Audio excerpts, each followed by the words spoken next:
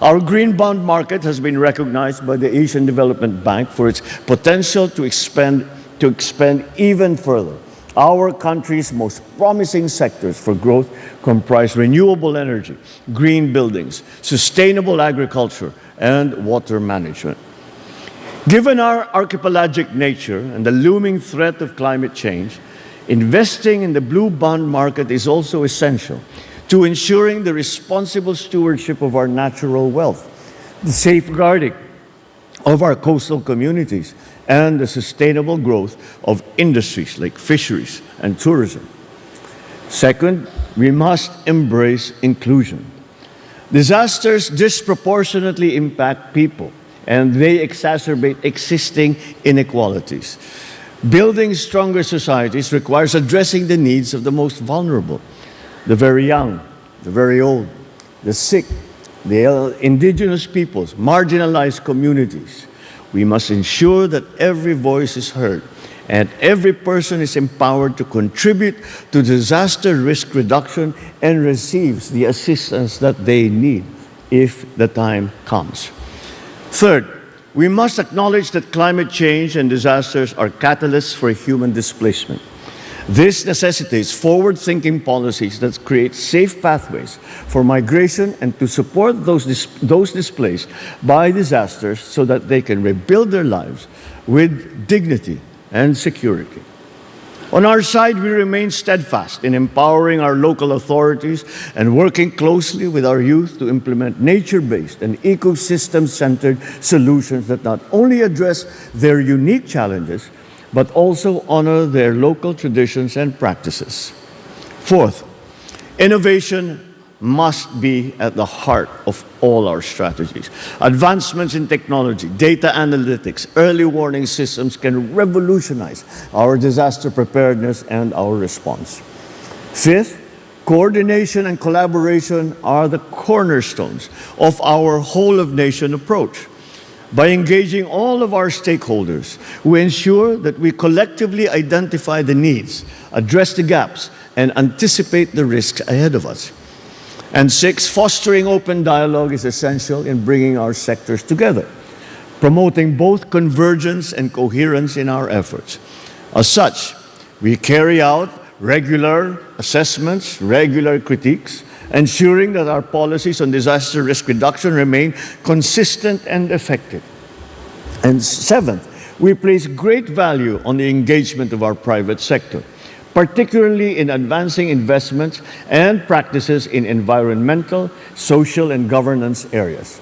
Through collaborative research, information sharing, and innovative financing, we continue to strengthen and deepen our partnerships with these key stakeholders. And finally, we must advocate for stronger international legal frameworks that guide disaster prevention and response. The Philippines is proud to lead the initiative towards developing an international legal instrument for the protection of persons in the event of disasters.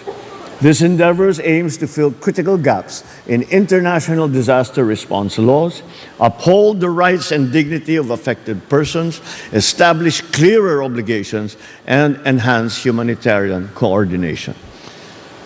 As we chart our course to a more inclusive and resilient Asia-Pacific, let us draw inspiration from the stories of resilience that are embedded in our region.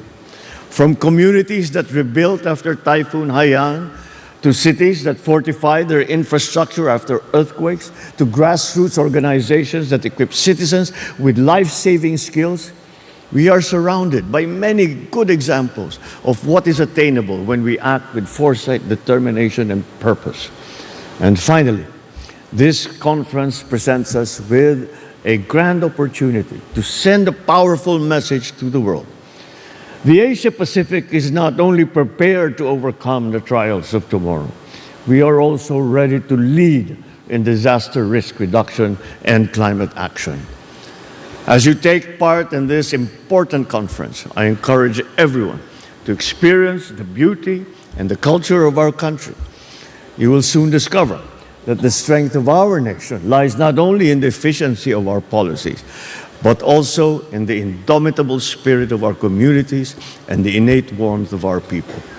I wish you a fruitful and inspiring confidence. Thank you all very much. Good morning. Mabuhay tayo.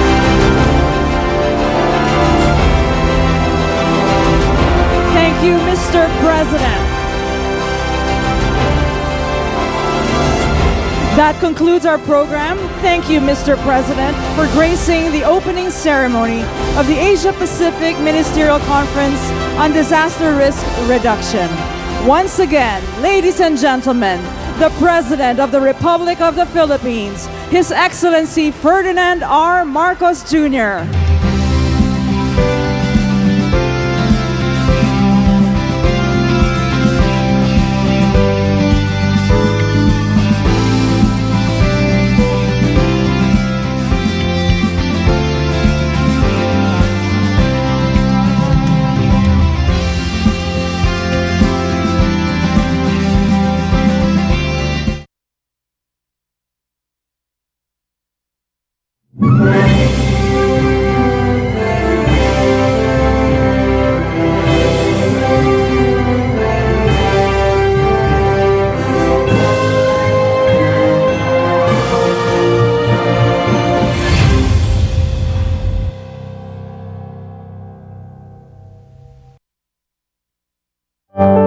We conclude another day of broadcasting activities.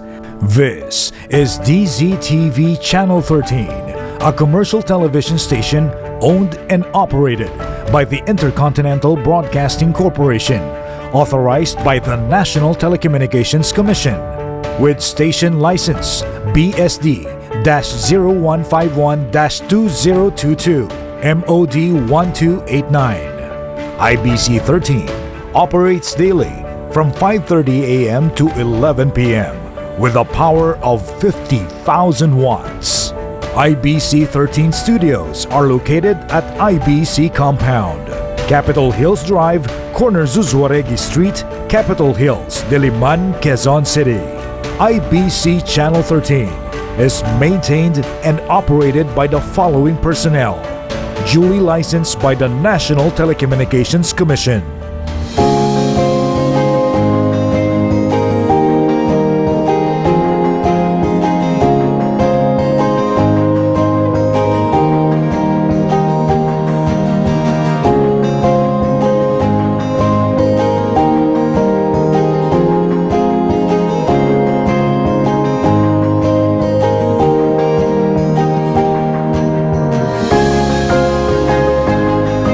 All programs and commercial materials shown in this channel have been previewed and approved by the Movie and Television Review and Classification Board.